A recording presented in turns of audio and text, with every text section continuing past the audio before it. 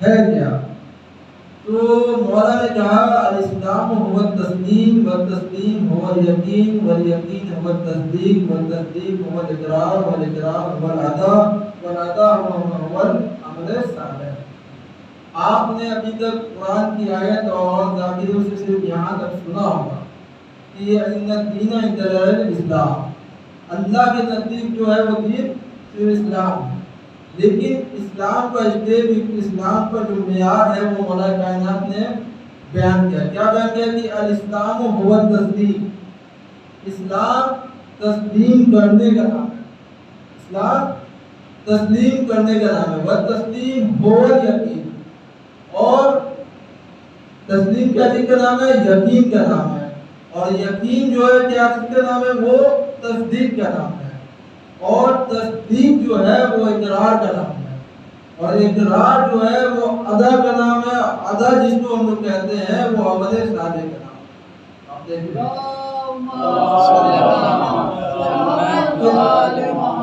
کتنے اسٹیپ مولا نے بتایا، کتنا درجہ اسلام کا۔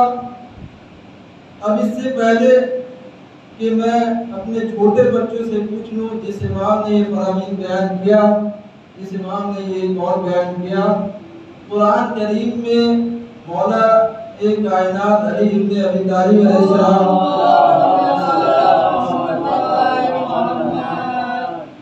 سے کتنی ان کے ساتھ میں آیتیں نازل ہوئی قرآن کریم میں۔ بھائی بات ہو رہی ہے، آج کل یہ ہوتا ہے کہ حدیث پہ مکمل یقین سب کو نہیں ہوتا، لیکن واحد قرآن کریم کتاب ایسی ہے کہ اگر اس سے کسی کو بھی آپ بتائیں تو ایک دم مکمل یقین ہو جاتا، کیونکہ وہ ایسی کتاب ہے جو ہر فرقے کے لوگ مانتے ہیں، اس پہ عمل کرتے ہیں۔ تو قرآن کریم میں مولا کائنات کے متعلق کتنی آیتیں ہیں قرآن کریم میں ان کے سامنے، اسی لیے میں کہتا ہوں کہ اپنے بچوں کو ہر جگہ لے کے جائیں اور سب سے پہلے لے کے جائیں۔ تو اپنے چھوٹے بزرگ مجھ سے بہتر جانتے ہیں، چھوٹے بچوں کے لیے بیان کر دوں کہ قرآن کریم میں جہاں تک میری نظر گئی کہ 300 سے زیادہ آیت مولا کائنات کے ساتھ نازل ہوئی ہے، 300 سے 325، ہاں، اور پوری آیت تو بیان نہیں کر سکتا اس مجلس میں، لیکن آپ دعا کیجیے کہ اس ساری آیتوں کو میں اکٹھا کر رہا ہوں، انشاءاللہ ایک مجموعی طور پہ اسے پیش کروں گا تاکہ اپنے چھوٹے بچوں کے لیے نالج ہو جائے۔ 300 سے زیادہ ہے۔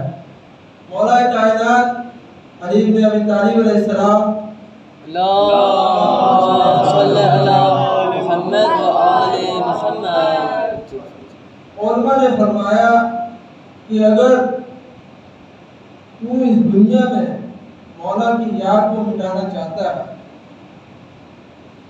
جو ان کے بکس میں ہے، تو علماء نے کہا کہ تمہیں 2 کام کرنا پڑے گا اس دنیا میں۔ وہ 2 کام کیا ہے کہ دنیا میں جتنی ساری مساجد ہیں اس کو تمہیں گرانا پڑے گا، اس لیے کہ جب تم مساجد کو دیکھو گے تو تمہیں مولا کی شہادت یاد آئے گی۔ جب تک تم مساجد کو دیکھو گے تو تمہیں مولا کی شہادت یاد آئے گی۔ دوسرے کیا ہے کہ تمہیں خانہ کعبہ کو گرانا پڑے گا، اس لیے کہ جب تم خانہ کعبہ کو دیکھو گے کہ مولا کی ولادت یاد آئے گی۔ یہ 2 کام کرنے پڑیں گے۔ اب آئیے مولا کے نام میں جو ہے صحابی پیغمبر، جن کا نام عبداللہ ابن مسعود، نام یاد رکھیے گا، بہت اہم ہے، صحابی پیغمبر ہیں اور ان کا نام ہے عبداللہ ابن مسعود۔ وہ بیان کرتے ہیں، کسی نے کہا کہ آپ کو مولا کی فضیلت یاد ہے؟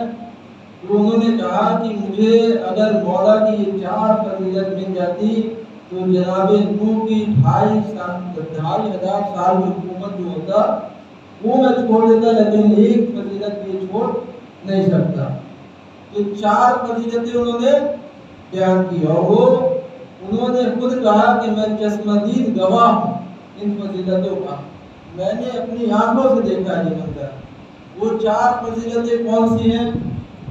نمبر 1 وہ فضیلت نمبر یہ ہے کہ مولا نے کہا کہ حضور نے کہا کہ کل میں اسے علم دوں گا جو قرار ہوگا، فرار نہیں ہوگا، یعنی پرور کے حملہ کرنے والا ہوگا، پیچھے ہٹنے والا نہیں ہوگا۔ نمبر 1۔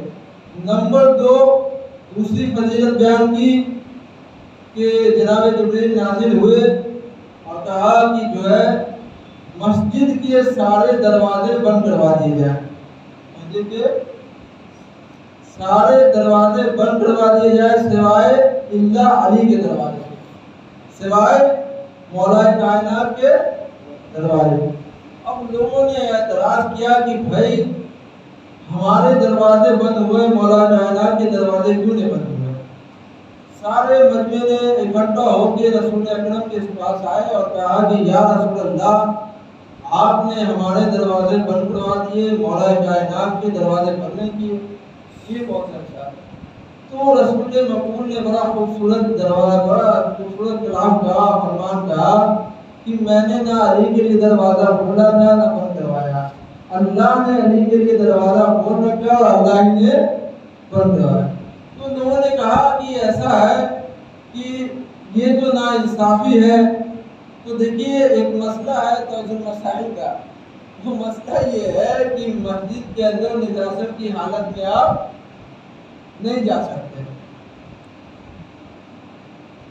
یہ ہے کہ اس دروازے سے اس دروازے تک صحن سے گزر سکتے ہیں، لیکن مسجد کے اندر داخل نہیں ہو سکتے۔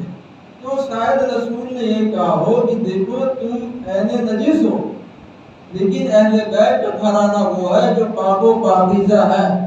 جیسا کہ میں نے آیت تطہیر کی آیت بیان کی تھی، اس میں انما یرید اللہ لیجعل عنکم الرجس اہل البیت ویطہرکم تطہیرا۔ اہل بیت ہم نے آپ سے نجاست کو دور رکھا اور آپ پاک و پاکیزہ ہے۔ یہ دوسری فضیلت ہوئی۔